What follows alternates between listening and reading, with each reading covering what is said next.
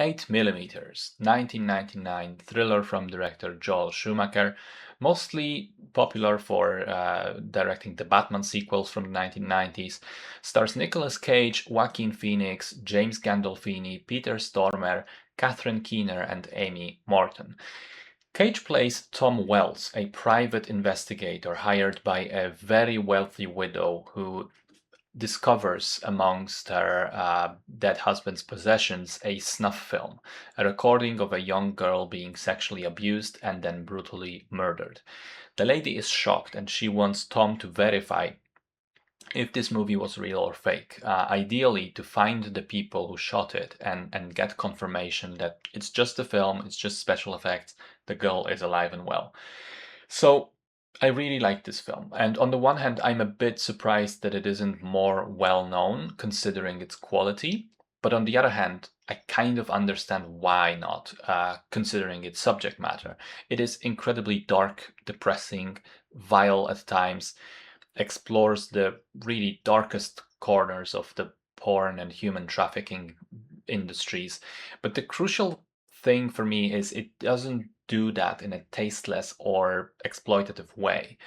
It always feels right in terms of the tone. There is no question that these things are completely abhorrent. Even in the visual way Schumacher shoots the sort of slow descent into the dark alleys and secret markets.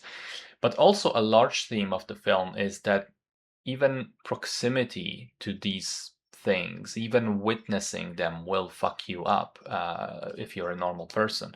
Over the course of the film, Tom goes from a flawed family man, but professional, cold, stoic almost, in an unusual turn for Nick Cage, to a dark leather wearing, broken, cynical vigilante. He has parts of his humanity stripped away by what he finds out, and the more he digs into the case, the more he damages his own psyche. It's all encapsulated in that line from Max California.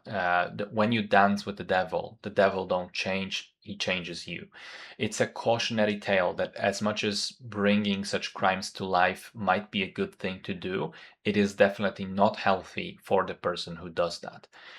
Cage is great at playing the progression. I also think the wardrobe department does a bang up job of showing his evolution through the things he wears at different points of the film. Joaquin Phoenix is completely magnetic in one of his early roles. You can definitely see how he was sort of destined to become an amazing performer. And this was released right before The Gladiator came out. I love the set design with things being run down, shitty, dark, grimy, dirty, perfectly fitting for what is going on inside of these spaces.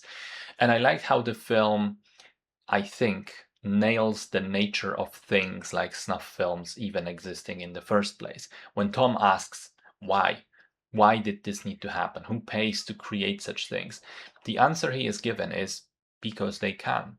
Because there are people so rich and so bored that they no longer find joy in things us normal humans do. So they seek out things that are forbidden, illegal, that cross lines, things that are immoral in order to feel something, which I think rings especially true in the current times of the Epstein scandal still going on. One more thing I appreciated is that while Eddie and Dino are both disgusting characters right from the get-go, you also have the character of Machine, who under that gimp mask turns out to be an unassuming, normal looking man who lives with his mother and seemingly is very timid. And he also explains that he doesn't have any trauma, any defining tragedy from the past that made him this way. It is just something he is deep inside. He finds joy in hurting others, which I also think there are people like that in our society. The one thing I would change about the film is its ending. I think it's a little too hopeful and goes against the themes of the film. At the end, I believe Tom really should have come back to find an empty home. He should have been alone.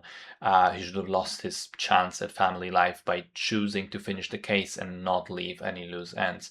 And apparently that was what the original ending was going to be, but the filmmakers changed it not to make it so bleak. I think that's a mistake. I think it should have been bleak because the film as a whole is bleak. But even with that, I still liked it very much. I think it's a great dark thriller in the vein of movies like Seven.